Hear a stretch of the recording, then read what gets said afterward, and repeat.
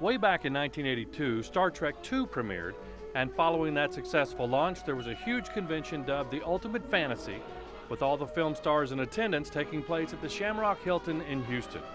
One of the most recognized names in Star Trek fandom, Larry Nemecek, was at that convention and recalls how the whole event started unraveling from the beginning.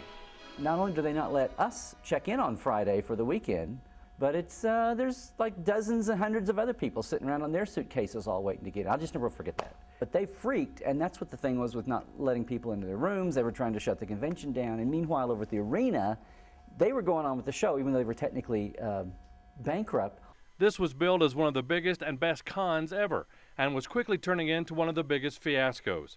Non-payment to the dealers and stars, tickets not being sold to the big celebrity show, and since it followed on the heels of the movie The Wrath of Khan, it wasn't long before the event's name morphed into the Khan of Wrath. There has been so much talked and written about this debacle that Larry decided to shoot a documentary about it and travel to the Panhandle, hoping to interview others who were at the con. But I wanted to get the fans from around the country, so we've got a system set up where people, now you can do a home video and upload it back to me. We're picking up some of them if I happen to be in an area. And he's not just interviewing fans, he's going after the stars as well. Walter Koenig, who plays Chekhov, recalled the event.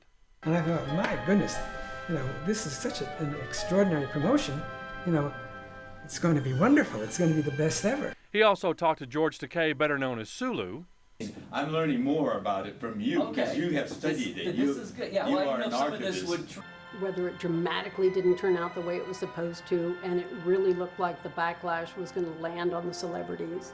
The wife of Jimmy Doohan, who played Scotty, has been tapped, as well as producer and writer Harve Bennett, who vividly recalls how DeForest Kelley, who played Bones, reacted to the news that the con was falling apart at the seams.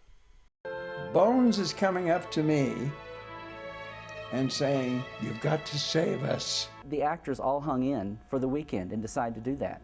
So Larry has trekked all over the nation looking for those celebrities and fans who can recall their experiences at the ultimate flop.